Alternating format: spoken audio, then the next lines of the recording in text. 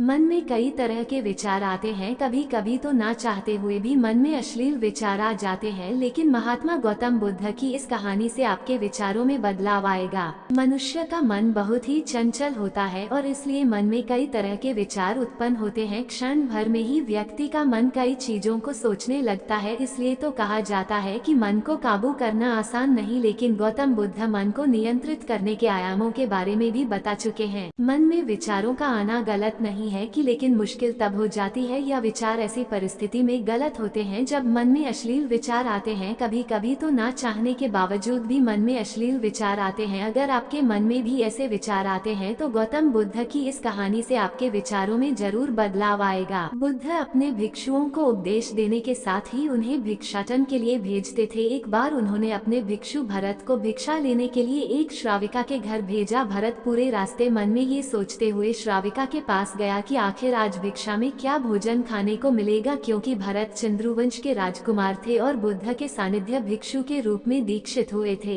हमेशा भरत को महल में खाने के लिए स्वादिष्ट पकवान मिलते थे, लेकिन आज भिक्षा के रूप में उसे जो भी मिलेगा संतुष्ट होना पड़ेगा। श्राविका के घर पहुंचकर भरत ने भिक्षा मांगी। श्राविका ने भरत को बैठने के लिए कहा और भोजन लाने के लिए घर के भीतर चली गई। इधर भरत फिर से अपने प्रिय भोजन के बारे में सोचने लगे और जैसे ही श्राविका भोजन लेकर आई तो भरत अचंभित रह गए। भरत ने देखा कि श्राविका ने उनके लिए उनके पसंदीदा पकवान परोसे हैं और अपने प्रिय भोजन को देखकर वह खुश हो गए। ग्रहण करते हुए भी भरत सोच रहे थे कि महल में तो उन्हें भोजन के बाद विश्राम करने की आदत है, लेकिन आज उन्हें भोजन के बाद वापस तेज धूप में चलकर आश्रम जाना होगा। लेकिन भोजन के बाद श्राविका ने भरत को कुछ समय के लिए विश्राम करने का आग्रह किया। भरत फिर से खुश हुए कि आखिर आज उनके मन की सारी इच्छाएं कैसी पूरी हो रही है। इसके बाद भरत कुछ देर विश्राम करने लगे। विश्राम करते हुए भी लेटे लेटे वह सोचने लगे कि आज तो मुझे भोजन के बाद विश्राम करने को मिल गया, लेकिन ऐसा रोज रोज नहीं होगा। जब भरत विश्राम के बाद उठे तो श्राविका ने कहा कि आप जब तक चाहे यहाँ ठहर सकते हैं। समझ गए कि ये कोई संयोग नहीं हो सकता। उन्होंने श्राविका से कहा कि मुझे क्षमा कीजिए, क्या आप मेरा मन पढ़ सकती हैं? श्राविका ने हाँ में उत्तर दिया और कहा कि हाँ, मैं मन पढ़ सकती हूँ। शुरू में ये कठिन था, लेकिन फिर मैंने स्वयं के मन विचारों को देखना शुरू किया। पहले मेरे विचारों की संख्या अनगिनत हुआ करती थी, इसके बाद मैंने विचारों पर ध्यान केंद्रित किया, बिना पक्ष विपक्ष के अपने विचारों को देखने लगी। धीरे धीरे मेरे मन में विचारों की संख्या कम होती गई और सारे व्यर्थ विचार दूर हो गए। इसके बाद से ही मैं दूसरों के मन में चल रहे विचार को पढ़ लेती हूँ। हालांकि श्राविका की बात सुनकर भरत घबरा गए। इसके बाद भरत ने श्राविका से आज्ञा ली और आश्रम के लिए निकल पड़े। रास्ते में भी भरत फिर से मन में आए विचारों का स्मरण करने लगे कि श्राविका के बारे में उसके मन में अश्लील विचार भी आए थे। श्राविका ने उससे भी जान लिया होगा, वह मेरे बारे में क्या सोचती होगी। भरत खुद को लज्जित महसूस कर रहे थे।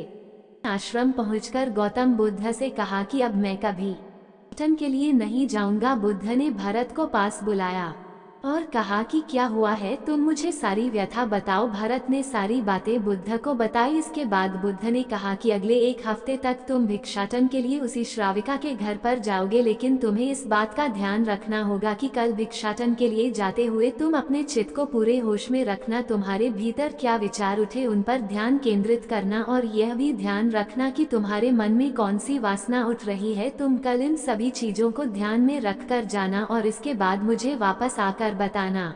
दिन भरत भिक्षाटन के लिए गए। बुद्ध के बताए अनुसार वो पूरे रास्ते अपने होश को जागृत रखते हुए चल रहे थे। जब श्राविका का घर आया तो भरत ने भिक्षा मांगी। उसके भीतर कोई वासना नहीं थी और ना ही कोई विचार उत्पन्न हो रहे थे, क्योंकि उसने अपने मन को पूरी तरह जागृत रखा था। भरत ने भिक्षा ली और आश्रम चला गया। भरत ने बुद्ध को प्रणाम किया और कहा कि आज उसे जिस आनंद की अनुभूति हुई वह पहले कभी नहीं हुई।